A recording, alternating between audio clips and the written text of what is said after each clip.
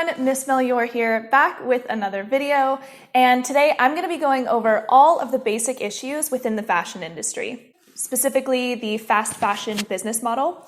The way that I like to think about the issues in the fast fashion industry is by going through each stage of a garment's life and focusing on the main issues and smaller issues within that stage. And I've coined this the 4 loops of the fashion industry.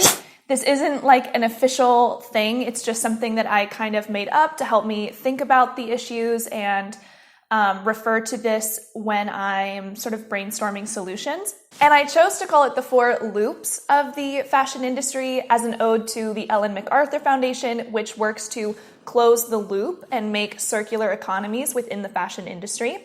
So I'm just going to go through each of the 4 loops, the main issues, and maybe this will help you better understand why it's so important that we work to change the fast fashion industry. So the first loop is developing textiles. And I think the main issue within this loop is producers dumping toxic waste into nearby water sources. This, of course, kills the ecosystems within this water source, but it also sickens nearby communities. People who are found living near leather tanneries, for example, are born with increased numbers of mental and physical disabilities. They develop skin rashes, ulcers, cancer, of course, jaundice. How can you expect them to be healthy when you're poisoning their water sources? Unfortunately, I've heard that there's a joke in many communities in China and India where they say they can predict the next fashion color, like the next season's color, by just looking at the color of their rivers. Other issues within this loop include the plastic or microfibers that are going into textiles now. These are little plastic fibers made from petrochemicals, and of course, when they shed from the clothing in the washing machine or after being discarded, they end up in the ocean and they're ingested by marine life, and then in turn is ingested by humans. 90% of people have the harmful BPA chemical in their blood. Gross. Another issue could be the way livestock is grown in order to obtain raw materials to produce these fabrics, for example, cotton or hide, or the amount of pesticides and fertilizers and herbicides that are used in growing cotton and other plants to produce a lot of these fabrics. The second loop of the fashion industry is the production of the garment. So once the textile is made, it gets sent to the factory where the garment is actually cut and sewn into a wearable piece. The main issue in this loop is modern slavery. Many of these factories are located in the Indian subcontinent, so that's Bangladesh and India, as well as Asia, so China, Cambodia is another big one, and these countries are underprivileged compared to Western worlds. So the people do not have a strong voice. When garment workers do try to unionize in order to demand better working conditions, livable wages, or just safe working conditions, they are actually beaten and abused, and in the worst scenarios, shot at by their own government. I'm referring to Cambodia in 2014. And there has been progress made, but unfortunately, it's not good enough. There are still many factory fatalities from fires and walls collapsing in these factories. If you haven't already heard of the Rana Plaza accident, this was an accident in Bangladesh that occurred in April of 2013, and it really woke up a lot of people to how their clothes were actually being made. Many organizations sprung from this tragedy to try and combat the conditions that workers are subjected to in these underprivileged companies, specifically in the garment industry. Of the 4 million Bangladeshis working in the garment industry, 80% of those are women. So it most definitely is a feminist's issue.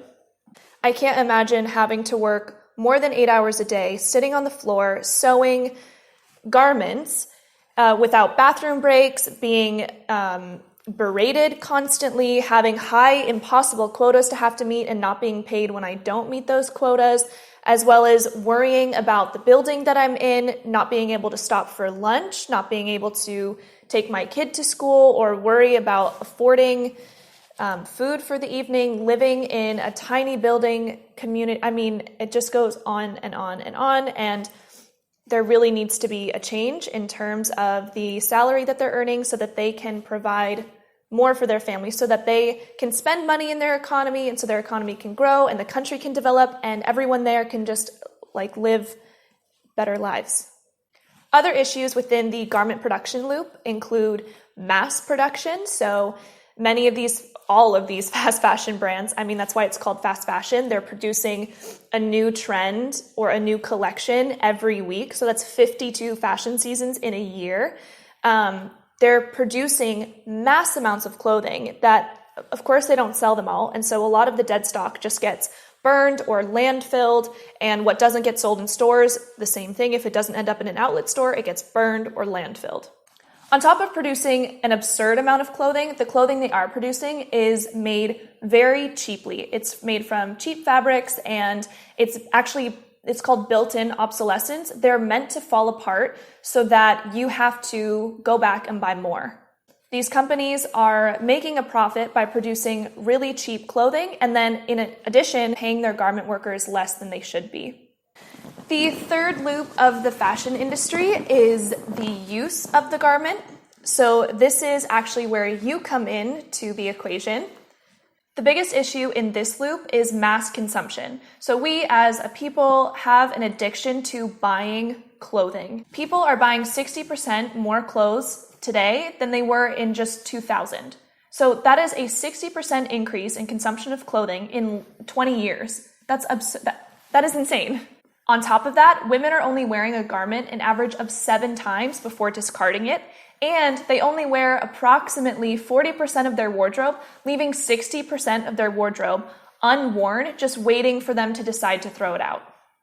Some other issues in this loop include the treating of garments as disposable. So we have this mindset that if a button falls off or a small hole is made or color fades, that we can just throw our clothes away and there's no consequence. So we have lost the ability to repair and care and properly treat our clothing with respect.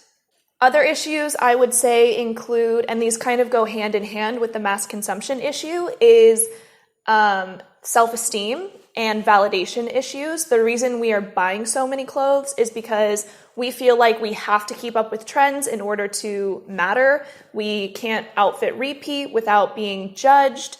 And it really affects people's self-esteem and their worth as a person. This is definitely the loop that we can impact the greatest because we are directly involved with this loop.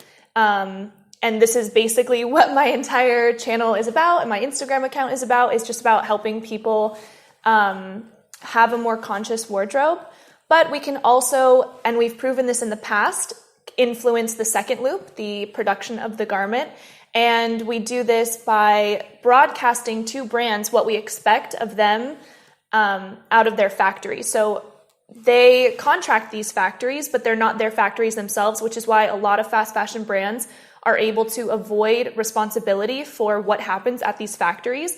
They just say, oh, it's not our factory. We had a contract with them, but it's not our responsibility. And we have a relationship with the brand, and we are demanding to the brand what we expect of their relationship with the manufacturers. And it's proven to work in the past in the form of higher wages, better conditions. There are third parties now, organizations that have sprung up that are actually doing checks in the factories to make sure that garment workers are treated with respect and fairly and have safe working conditions. It is harder, I think it is harder to influence the first loop, the textile production, but you can, in the sense that you can purchase materials or clothing from brands who are using materials that are ethically produced and produced from sustainable materials. And we also have an impact on the fourth loop, and that is the after-use phase. I think the biggest issue with this loop is clothing being landfilled or burned rather than donated, upcycled, or recycled. The way that you can impact this loop is by getting rid of your clothes responsibly, and I have an entire video on how you can do that, so I'll go ahead and link that below, and you can watch that after this to yeah, help solve the problem of this loop. And in that video, I go over all the different things that can happen to your garment once you donate it or throw it away. I mean, I literally go through it all, so I won't reiterate it here. But I will add something that I just recently learned. There are quite a few cities in Sweden that are being supplied energy by the burning of dead stock from fast fashion brands, specifically H&M.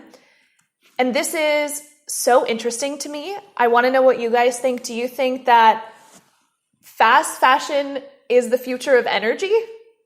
I mean, does that even make sense?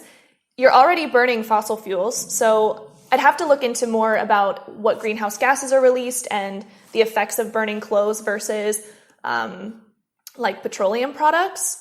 But that could be a solution to all of the textile waste that's just being sent to underprivileged countries, and these underprivileged countries don't know what to do with it. They don't know how to handle it. Perhaps we could burn it and supply some cities with energy.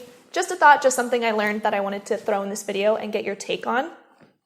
But with that being said, we have officially been through all 4 loops of the fashion industry. I hope you learned something new here. I hope you have a better understanding of the different stages of a garment's life and all of the main issues in those stages that we have to work on fixing. If you have any questions or comments, of course, you can leave them in the comment section below, or you can DM me on Instagram. I love chatting with you all over on my Instagram page. Other than that, I hope you have a wonderful week, and I will see you in next week's video. Ciao!